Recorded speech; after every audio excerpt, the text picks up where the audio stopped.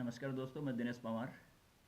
दोस्तों, वैसे तो मैं यहाँ पे घुसपैठियों से संबंधित मुद्दे पर ही आप लोगों से रूबरू होता हूँ वीडियो के द्वारा। और उसी क्रम में मैं आज भी कुछ बिंदुओं पर आपके सामने वीडियो बना रहा हूँ। मतलब भारत के अंदर जो घटिया कानून है, किस तरह से हमारी उत्तरकाशी के इन घुसपैठियों के पक्ष में जा सकते हैं, इस चीज़ का मुझे थोड़ा डर है। क्योंकि गांधी परिवार ने, कांग्रेस ने जिस तरह से अ, घटिया कानून हिंदुओं के विरोध में, सनातन विरोध में, एक पक्षीय उनके विरोध में बना रखे हैं, उससे हमें डर है। लेकिन इस आंदोलन के तहत कुछ बिंदुओं पर बात करने से पहले मैं एक और बिंदु पर भी एक संदेश देना चाहूँगा, जिसमें मैं अक्सर कई वर्षों से देता आया हूँ, नशे पे, शराब परोसने पे। लेकिन नशा जो आजकल बहुत ज़्यादा स्कूलों में, कॉलेजों में बच्चों को सिखाया जा रहा है, सीख रहे हैं बच्चे, बहुत बर्बादी की ओर चले गया हमारा आने वाली जो पीढ़ी है, जो इस देश की ताकत बनेगी, बहुत ही डरावना है वो सब। तो उसके लिए मेरे मन में है बहुत पहले से, और कम से कम उत्तरकाशी के अंदर हो सकता है यदि हमारे नेता चाहें, और विधायक जी से भी इस संबंध में बात करेंगे। विधायक जी, एसपी साहब, डीएम साहब मिल करके कुछ एक नीति उत्तरकाशी से शुरू कर सकते हैं, कम से कम उत्तरकाशी के अंदर कर सकते हैं, कि हमारे बच्चे यहाँ नशे से बच सकते हैं। देखिए, पता नहीं चलता कि कौन बच्चा नशेड़ी है, कहाँ ढूंढते फिरोगे आप। पुलिस वाले को तो बिल्कुल भी नहीं दिखते हैं। हम लोग जब तिलुत में या किसी भी गलियों में जाते हैं तो हमको दिखाई देते हैं वो बच्चे, गिरते फांदते, गाली गलौज करते, बदतमीजी करते हुए। अच्छे घरों के, छोटे घरों के, गरीब घरों के, अमीर घरों के, सब प्रकार के दिखते हैं, और लगभग रोज़ दिखते हैं। हम तो रोज़ मतलब जब जब हम निकलते हैं, वैसे तो हम घरों से बहुत कम निकलते हैं, तब तब वो बच्चे हमें दिखाई देते हैं इस प्रकार के। लेकिन पुलिस को नहीं दिखते हैं।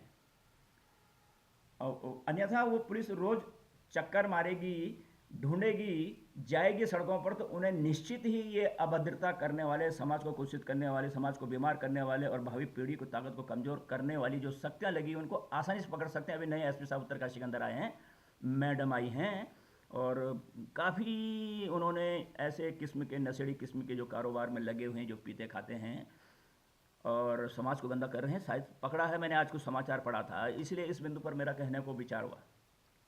दोस्तों, हम सब जिम्मेदार लोग मिलकर, हमारे नेता और हमारे जो प्रशासनिक अधिकारी हैं, मिलकर के एक काम कर सकते हैं, और हमारे अभिभावकों को उसमें सहयोग करना पड़ेगा, बुरा किसी को नहीं मानना पड़ेगा। प्रत्येक कॉलेज में और स्कूलों में, मतलब ये बच्चे हाई स्कूल के बाद से लगभग इसमें 8वीं तक के भी बच्चे बिगड़ रखे हैं। तो हर स्कूल का बच्चा, जहाँ भी संदेह हो, और संदेह न हुई तब भी, मेरा बच्चा हो, आपका बच्चा हो, मेरा भतीजा हो, आपका भतीजा भांजा हो, सबकी कोई जांच हो, ब्लड की जांच हो, डॉक्टर हो, पूरी जांच हो स्कूलों की, कभी कभी अचानक से जा करके, ताकि पता चल सके कि किस बच्चे के ब्लड में नशे का इस्तेमाल का वो सबूत मिल रहा है। उससे पता चल जाएगा। बच्चे को वहाँ नहीं बताना, बच्चे के घर में जाओ, बच्चे को प्यार से, उसके माँ बाप सब पूछेंगे कहाँ से आता है, कौन कौन है, कौन कौन बच्चे हैं। किसी बच्चे का नाम उजागर करने की आवश्यकता नहीं है। सब कुछ हो सकता है। आप रजिस्टर में आप अपने नोट कर लो कि कौन कौन बच्चा है, बताओ नहीं। जब रिपोर्ट आएगी तो उन बच्चों को व्यक्तिगत रूप से बहुत ही सावधानी से मिल करके, कि लोगों को पता न चले, किसी का बच्चा बदनाम भी ना हो और उसका जीवन भी बच जाए और दूसरे बच्चों का जीवन भी बचे। ऐसे में पूरे पूरे जाल का जितना ये गठजोड़ है, नशे और नशेड़ियों का, नशे बेचने वालों का, बर्बाद करने वालों का, सब पकड़े जाएंगे। अब दोस्तों, मैं आगे ये कहना चाह रहा था कि इंडिया के जो घटिया कानून हैं, कांग्रेस के ज़माने के बने हुए, उत्तरकाशी के लिए बहुत ही खतरनाक हो सकते हैं। अगर वाकई में ऐसा कानून सामने आता, मैं तो इंतज़ार करूँगा कि क्या वाकई में ऐसा कानून होगा कि जहाँ पर घर के लिए ज़मीन ली जाए और घर बनाया जाए, थोड़े दिन बाद वक्फ बोर्ड में रजिस्टर्ड करके उसे मस्जिद बनाया जा सकता है। यानी कि गंगोत्री में, जमुनोत्री में, केदार बद्री में, कहीं भी बनाया जा सकता है। इसका मतलब ये हो गया। तो ऐसे कानून को तो हम कतई नहीं मानेंगे, और हम अपने इस आंदोलन को से पीछे नहीं हटेंगे। इसी तरह से कानून अगर वाकई में ऐसा ही है कि उत्तरकाशी के अंदर जो सब्जी मंडी है पूरी, जहाँ पर वो थोक मूद जिहादी समर्थक जो पथराव करते हैं देश के अंदर, और जो ट्रेनों को पलटने की साजिश करते हैं, जो आतंकवाद पर, बम विस्फोट पर और तमाम घिनौनी हरकतों पर शांत मौन रहते हैं समर्थन के रूप में, वो है समर्थक, ऐसे समर्थक जिन पे हमें भरोसा नहीं है, उन लोगों को ही क्यों उत्तरकाशी के सबसे कीमती और सबसे खूबसूरत स्थान, जहाँ पर सबसे अच्छा व्यवसाय होता है, सबसे अच्छी इनकम होती है, करोड़ों की संपत्ति, 50-60 करोड़ की संपत्ति है, मेरा आंकलन वहाँ पर है, उन लोगों को कैसे छप्पर बनवा करके इतने वर्षों से दे रखा है। और कानून की आड़ की बात भी कुछ लोग करते हैं कि कानून का आड़ इनके पास है, क्या है, कैसे है। अगर कानून का आड़ ऐसा है कि वे लोग, कल हमारा कोई व्यक्ति जाता है वहाँ पर नगर पालिका के अंदर और कोई अध्यक्ष बन गया और वो अपने 100 लोगों को कहीं पर ज़मीन दे देगा और 1-1, 2-2 लाख रुपए जमा रसीद काट देगा कि ये कल यहाँ पर तुम्हारे लिए हम दुकान पक्की बना लेंगे, और वो जाकर के वही लोग अगर कोर्ट के अंदर जाके उन्हें स्टे मिलता है, ऐसा कानून है कि स्टे जज दे दे कि हाँ भाई तुमने पैसे लेकर देनी पड़ेगी सबसे कीमती ज़मीन, तो ये काम मैं भी करूँगा, मैं नहीं तो दूसरा करेगा। और हम अपने रिश्ते नाते वाले को, अपने दोस्तों को, अपने गांव के लोगों को, अपने उत्तराखंड के लोगों को सैकड़ों दुकानें दे डालेंगे और 2-2 लाख 3-3 लाख रुपए जमा करके रसीद दे देंगे। जब हमारा किसी का बाप कुछ नहीं बिगाड़ सकता, इनका कुछ नहीं बिगाड़ सकता, तो हमारा भी क्या बिगाड़ेगा?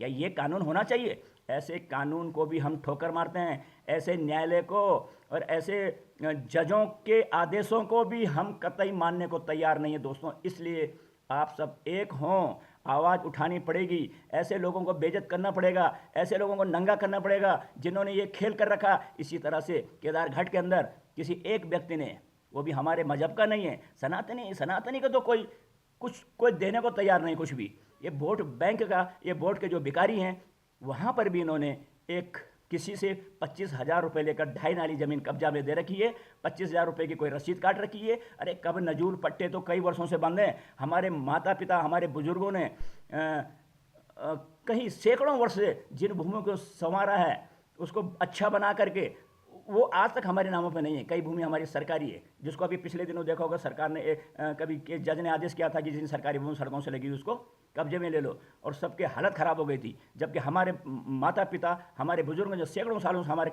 हमारे पास वो भूमि है, हम उसे अपने नाम नहीं कर पाए। लेकिन ये लोग नदी के किनारे, जहाँ नियम है कि गंगा के किनारे 100 मीटर तक कोई निर्माण नहीं हो सकता, कोई नक्शा पास नहीं हो, कोई लोन नहीं मिल सकता, वहाँ पर तुमने पट्टा दे दिया, वो भी सरकारी भूमि पर। अगर दिया है तो सच्चाई कोई बताने को तैयार नहीं है। ये सच्चाई बाहर निकलवाएगा, दिनेश निकालेगा, दिनेश पंवार।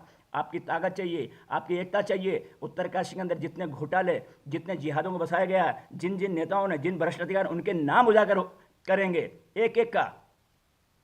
तो दोस्तों, इसके साथ साथ आपसे निवेदन करूंगा कि इस आंदोलन को भविष्य में कौन सा रूप देना है, उसमें आप लोग तैयार रहें सहयोग देने के लिए।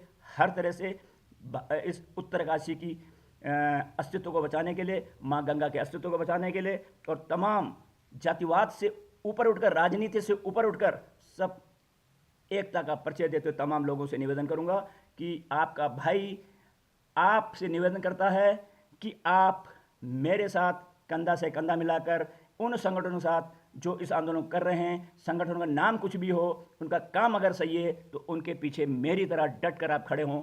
धन्यवाद दोस्तों, नमस्कार।